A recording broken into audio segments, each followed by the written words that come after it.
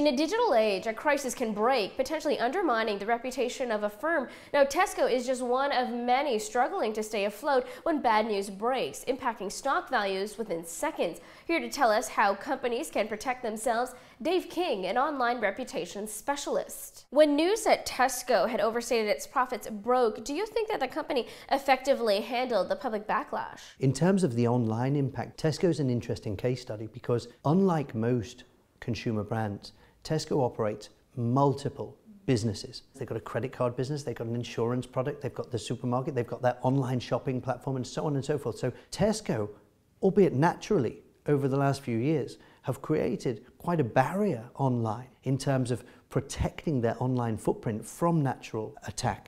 Now, what that doesn't mean is when the FT or the Telegraph or other broadsheet or tabloid titles write something nasty, it doesn't cause damage. Of course it does, it can and it will. What it does mean though is there's a natural ability to mitigate over a longer period of time that impact. And that's often what we're advising clients on is we've been the subject of a crisis.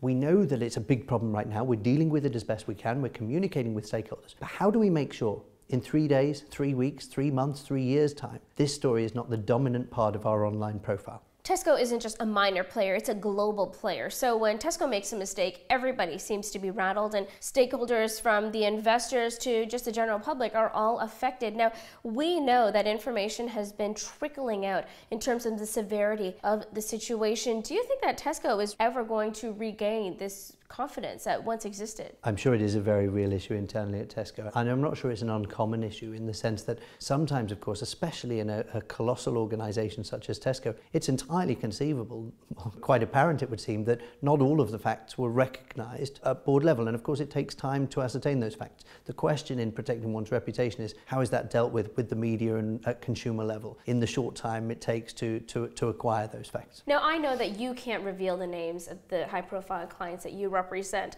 That being said, let's talk about their reaction to crises that happen internally and then become exposed. There must be a lot of emotions. What is the first thing that you advise your clients to do when they're in this sort of a situation?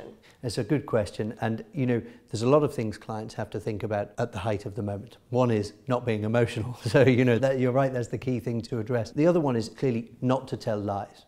You know, if the facts aren't clear, be very clear about what you do and don't understand. But in terms of the online world, our focus is on monitoring what's being said out there.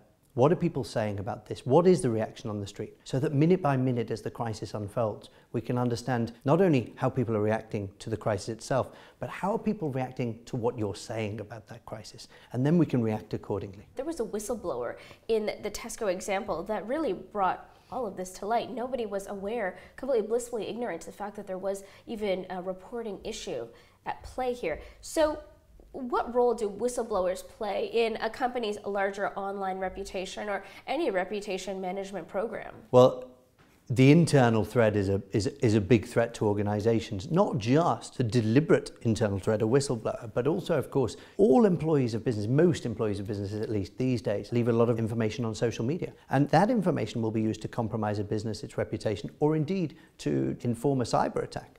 So I think dealing with one's employees is increasingly important, not just for online reputation, also to protect against cyber threats, whether it's the deliberate threat of an insider or the accidental oversight.